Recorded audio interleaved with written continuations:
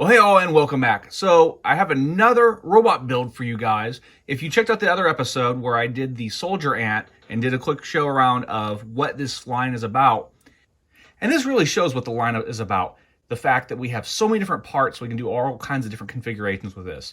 So let's go ahead and get him out of the package and see if he's worthy of our collection. And here we have Rotor, the base figure, out of the packaging.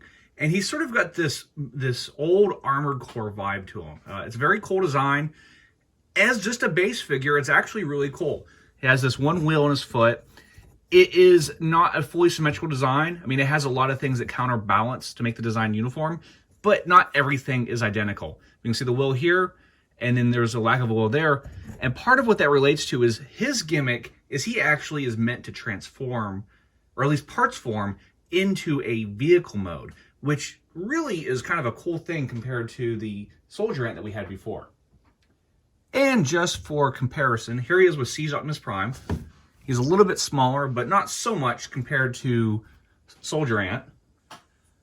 And here's Soldier Ant. As you can see here, Soldier Ant is a bit shorter and a slightly bit less stable. He takes a little bit more adjustment to get his stance right.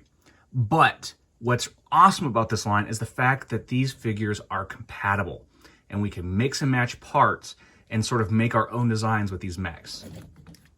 One thing that's also unique about this design is the fact that we have different hands that come in the set. So we've got hands, we've got all these different parts, these sort of extension pieces. And what's nice with these extra hands, one thing about the Soldier Ant is that he only has the claws. Well, we could pop off the claws now and throw on some hands and kind of expand more of what his design is capable of. And in this lower blister, we have a wheel, and we have these two sort of shoulder weapon setups, what looks like handlebars, and then some tanks, and this other part here. So what I'm going to do is I'm going to go ahead and transform him, and let's see what it looks like with some of this armor on him. Now here is Rotor with his backpack, and it really adds some bulk to him, as well as tons more articulation. So this is even all the parts are in the box. The other parts are designated for the motorcycle mode, which we'll get to here in a moment. And this is a really cool thing. Now, one thing I will note is that this does make him not necessarily top heavy, but it puts a lot of load on these joints, and these joints could probably be a little bit tighter. So there's a chance that some of these may need to have some maybe some floor polish put on them or something to that extent to tighten them up. But this one, where it's on a hinge, is a bit loose, and that is something a little bit to be concerned about as far as what you want to build. But I think if you're just building things for display, it's not that much of an issue. But you can see here, it's another set of arms with a gun on here, extra armaments, some sort of canister, a blade, or actually it's more of not a blade, but like a rail gun or something. So anyway, this thing is really neat, and I may not have made it clear yet, because I'm kind of expecting that you guys go check out the other review of Soldier Ant. But what is so awesome about these is this. These things come apart everywhere. There's pieces. This whole thing is almost like Lego in a sense, or like Super Mugenbein. The fact that all these parts come off, even these extra pieces here, all come apart, and you can make your own mech configurations. Like, for example, I took one of the spare hands and I pulled off the claw, and this is actually a bit more like how the standard release of this figure was, where he didn't have these massive claws, but he had normal hands, which gives you just all these possibilities. So all these things come apart on both of these. You can mix and match and make some really cool designs. So what I'm going to go ahead and do here is I'm going to go ahead and take this guy apart and make the motorcycle mode, and let's check that one out and see how it holds up compared to the rest of the mech. And here we have the motorcycle mode, which kind of reminds me of the Beast Machine's motorcycle guy.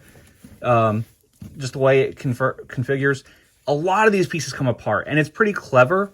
And some of the shapes actually kind of remind me of the Assembleborg motorcycle, especially in the engine compartment area. This is an interesting idea. It's probably not my most favorite thing about it, just because I'm more into bipedal robots anyway.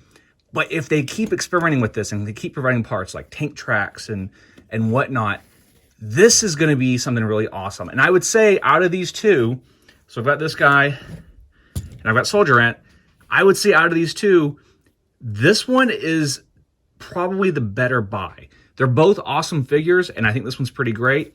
But this one has so much more in package as far as just individual tiny pieces and joints and stuff that can be configured into making custom mode.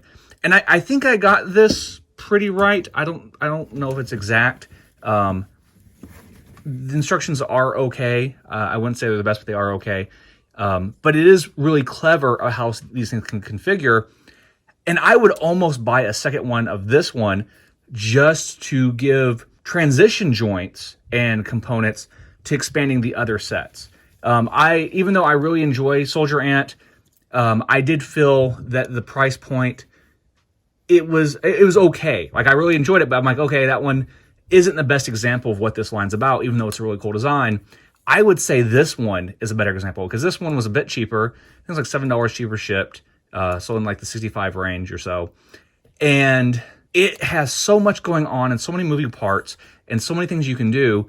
I really think this is something to really jump in this line as a good starting figure if you're really wanting to buy the other ones to add on. But like I said before, go check out the other video review. That can give you a little bit more in depth of how that character is. And it is also a very cool character. Has some great joints.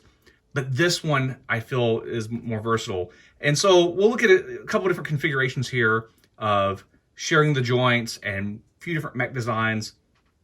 And you can see how easy this is to integrate. And there's different colorways of these figures too. Some of them have the same design in different colors. Some of these are different variations on the design that gives you some more option parts for coming up with your own stuff. So, like always, thanks for watching. Let us know below if this is worthy of your collection, and we'll see you all next time.